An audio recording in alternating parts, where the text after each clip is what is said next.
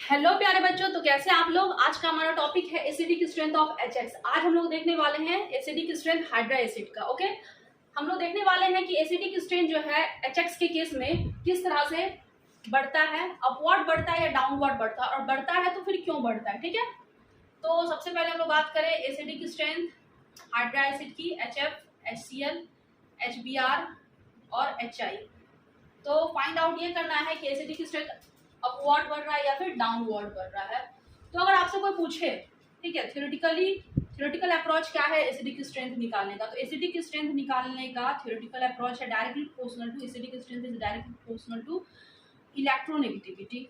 Okay, दूसरा क्या है, acidic strength is directly proportional to positive oxidation state, and third one is acidic strength is directly proportional to the stability of conjugate base.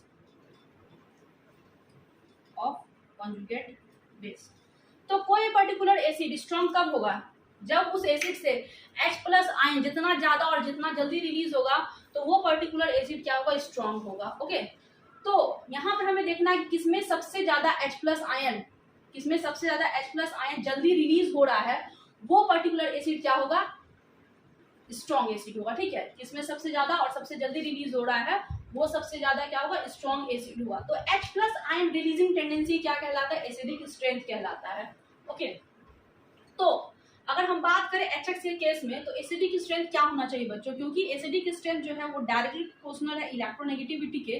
तो आपको पता है कि electronegativity जो होता है फ्लोरीन का, वो कितना होता है, 4 होता है। तो सबसे ज्यादा इलेक्ट्रोनेगेटिविटी है पूरे पीटी में, सबसे ज्यादा इलेक्ट्रोनेगेटिविटी फ्लोरीन का है। तो एसिडिक स्ट्रेंथ क्या होना चाहिए, इसको 1 मान लो, 2 मान लो, 3 और 4। तो सबसे ज्यादा 1 का, फिर 2 का, 3 का, तब 4 का, यही ना। एसिडिक स्ट्रेंथ यही होना चाहिए, सबसे ज्यादा HF का होना चाहिए, और सबसे लास्ट में किसका होना चाहिए, HI का। बट आपको बता दे कि ये ऑर्डर गलत है। जी हाँ, ये ऑर्डर गलत है एसिडिक स्ट्रेंथ का। अब ये क्या हो गया भाई, ये कैसे हो गया। अभी तो आप बताएं कि इलेक्ट्रोनेगेटिविटी के डायरेक्टली प्रोपोर्शनल होता है, तो यहाँ तो F का सबसे ज्यादा इलेक्ट्रोनेगेटिविटी है, तो ये बॉन्डेड पेयर ऑफ इलेक्ट्रॉन को अपनी तरफ ज्यादा खींचेगा, तो H प्लस रिलीजिंग टेंडेंसी जो है सबसे ज्यादा HF में होगा, जो कि नहीं है। ठीक है, तो ऐसा कैसे हो गया, ठीक है, ये कैसे हो गया, तो इसके पीछे क्या रीजन है जरा समझते हैं हम लोग। ठीक है, तो एक्चुअली बच्चों इन केस ऑफ HF के केस में क्या हो रहा है ना, कि due to very high electronegativity, ठीक है, due to very high electronegativity abnormally HF has very strong, ठीक है, strong hydrogen bonding। ठीक है, HF has very strong hydrogen bonding। तो स्ट्रॉन्ग हाइड्रोजन बॉन्डिंग होने के कारण, ठीक है, कॉन्सेप्ट अच्छे से ध्यान से समझिएगा, HF के केस में स्ट्रॉन्ग हाइड्रोजन बॉन्डिंग होने के कारण ये H प्लस आयन का रिलीज होना क्या करेगा, रेसिस्ट करेगा, रोकेगा।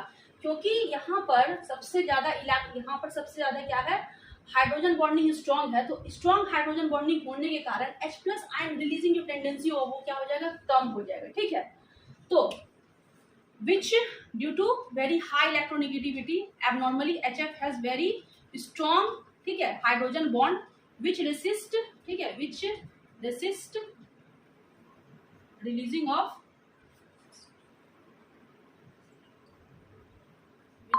the releasing of H plus ion। कुछ बात आया समझ में कि एबनॉर्मली जो है होना तो चाहिए HF का ज्यादा अकॉर्डिंग टू इलेक्ट्रोनेगेटिविटी अगर हम बात करें, लेकिन ऐसा नहीं होता। यहाँ पर हाइड्रोजन बॉन्डिंग जो फैक्टर है वो डोमिनेटिंग फैक्टर होता है, और यहाँ पर हाइड्रोजन बॉन्डिंग ज्यादा होने के कारण H प्लस आयन का रिलीज होना ये बहुत ही क्या हो जाएगा, मुश्किल हो जाएगा। तो यहाँ से H प्लस आयन जो है वो रिलीज नहीं हो पाएगा।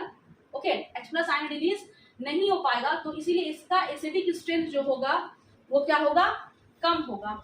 ठीक है, एसिडिक स्ट्रेंथ जो होगा इसका कम होगा। ओके, तो आपको यहाँ पर बता दे कि जो एसिडिक स्ट्रेंथ जो होगा यहाँ पर हम लोग किस तरह से यहाँ पर निकालेंगे एसिडिक स्ट्रेंथ, वो डिपेंड करेगा, ठीक है, इलेक्ट्रोनेगेटिविटी पर डिपेंड नहीं करेगा। इसका HX का जो एसिडिक स्ट्रेंथ है वो इलेक्ट्रोनेगेटिविटी पे डिपेंड नहीं करेगा, क्योंकि इलेक्ट्रोनेगेटिविटी जो है यहाँ पर हैलोजन में वो बहुत ही ज़्यादा का अंतर नहीं है, वो सिग्निफिकेंट यहाँ पर अगर हम बात करें फ्लोरीन का तो यहाँ पर क्या है 4 है, और क्लोरीन की बात करें तो 3.5 और ब्रोमीन की बात करें तो 3.0, तो बहुत ही ज़्यादा इलेक्ट्रोनेगेटिविटी का यहाँ पर अंतर नहीं है। तो हम लोग एसिडिक स्ट्रेंथ जो है वो इलेक्ट्रोनेगेटिविटी से हम लोग नहीं निकालेंगे।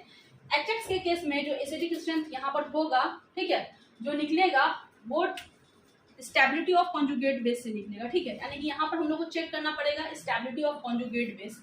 जितना ज़्यादा कॉन्जुगेट बेस स्टेबल होगा उतना ज़्यादा वो कॉरस्पॉन्डिंग एसिड क्या होगा, एसिडिक होगा। तो यानी कि यहाँ पर हम लोग इलेक्ट्रोनेगेटिविटी वाला फैक्टर नहीं लगाएंगे। यहाँ पर हम लोग क्या करेंगे, एनायन सबसे पहले बनाएंगे। तो सबसे पहले H+ यहाँ से रिलीज होगा, H+ आयन यहाँ से रिलीज होगा, फिर यहाँ से भी हम लोग रिलीज करेंगे, और चारों से H+ आयन जब रिलीज होगा तो क्या बनेगा, फ्लोरीन आयन बनेगा F-, ठीक है, F-, फिर यहाँ पर क्लोरीन बनेगा Cl-, फिर Br-, और फिर I-। ओके, अब आपको ये चेक करना है कि सबसे ज्यादा स्टेबल कौन है। तो सबसे H+ आयन रिलीज हुआ तो 1 यूनिट नेगेटिव चार्ज सब पे आएगा, 1 यूनिट नेगेटिव चार्ज क्या होगा, नेगेटिव चार्ज सब पे आएगा। तो जरा देखिए स्टेबिलिटी सबसे ज्यादा कहाँ पे होगा, कहाँ पे जो इलेक्ट्रॉन्स है, ठीक है, कहाँ पर 1 यूनिट नेगेटिव चार्ज ज्यादा स्टेबल होगा, F- के केस में या I- के केस में। तो आप यहाँ आराम से देख सकते हैं कि जितना बड़ा साइज होगा, ठीक है, जितना बड़ा साइज होगा उतना ज्यादा जो है इलेक्ट्रॉन्स जो है आराम से वहां पर एग्जिस्ट करेगा, ठीक है। इलेक्ट्रॉन्स के बीच में रिपल्सन कम होगा, और अगर रिपल्सन कम होगा तो एनर्जी फिर क्या होगा, एनर्जी भी कम होगा, और एनर्जी कम होगा तो स्टेबिलिटी क्या होगा, ज्यादा होगा। तो फ्लोरीन के केस में 1 यूनिट नेगेटिव चार्ज जो है वो बड़े साइज पे है, तो बड़े साइज पर होने के कारण इलेक्ट्रॉन्स के बीच में रिपल्सन कम होगा, और उस रिपल्सन के कम होने के कारण यहाँ पर स्टेबिलिटी क्या होगा, I- के केस में सबसे ज्यादा होगा। तो I- क्या ज्यादा स्टेबल है, तो ज्यादा स्टेबल है, तो इसका मतलब कॉन्जुगेट बेस ये क्या है, सबसे ज्यादा स्टेबल है। तो इसका कॉरस्पॉन्डिंग एसिड यानी कि ये जहां से आया है HI से आया है, तो ये सबसे ज्यादा क्या होगा, स्ट्रॉन्ग होगा। क्या बात आई समझ में, बात आई समझ में।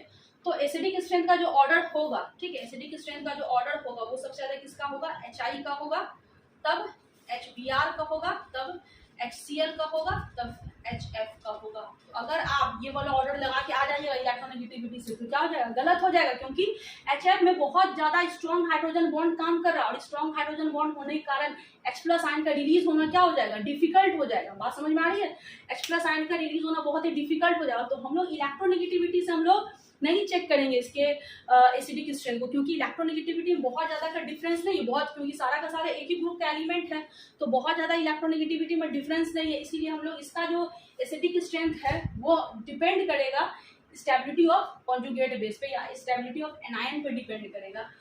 तो इसके लिए क्या करना पड़ेगा, H+ सबसे रिलीज करना पड़ेगा, और H+ जब रिलीज करेगा तो सब पे क्या आएगा, 1 यूनिट नेगेटिव चार्ज आएगा। तो चार्ज ज्यादा कहाँ स्टेबल होगा, तो जितना बड़ा साइज होगा उतना बड़े साइज में इलेक्ट्रॉन्स आराम से रहेगा, तो चार्ज जो है वहां पर ज्यादा स्टेबल होगा, इलेक्ट्रॉन्स जो है यहाँ पर बहुत आराम से रहेगा। क्यों, क्योंकि फ्लोरीन का साइज है बड़ा, तो फ्लोरीन का बड़ा साइज होने के कारण यहाँ पर जो इलेक्ट्रॉन्स है वो बहुत ही आराम से यहाँ पर रहेगा, ठीक है। तो स्टेबिलिटी सबसे ज्यादा कहाँ पे होगा, I- का, क्योंकि इसका साइज क्या है, बड़ा है, तो ड्यू टू लार्ज साइज, ठीक है, stability of anion is very high, so HI is a very strong acid. आप इस तरह से निकाल सकते हैं एसिडिक स्ट्रेंथ।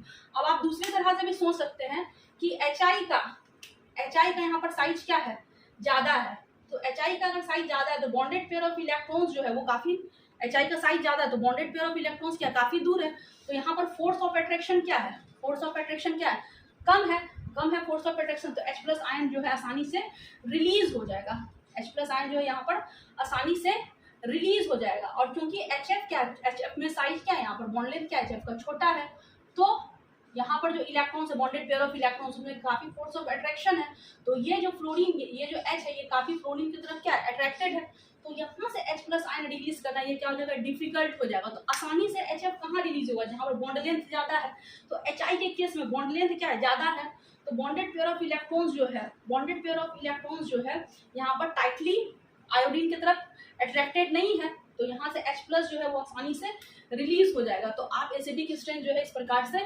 निकाल सकते हैं। तो इन case of hydra acid, in case of HX, the acidic strength is increases downwards. HI जो है सबसे ज्यादा एसिडिक है, हालांकि HF भी जो है वो कम नहीं है। HF बहुत ही ज्यादा हाई कोरोसिव नेचर का होता है, बहुत ही ज्यादा एक्सप्लोसिव होता है। तो अभी आपको पता चला कि एसिडिक स्ट्रेंथ क्या होता है, और अगर आपको जानकारी चाहिए तो आप जो है कंटिन्यू बने रहिए वीडियो पे। ओके, तो आज के लिए इतना ही बच्चों, थैंक यू।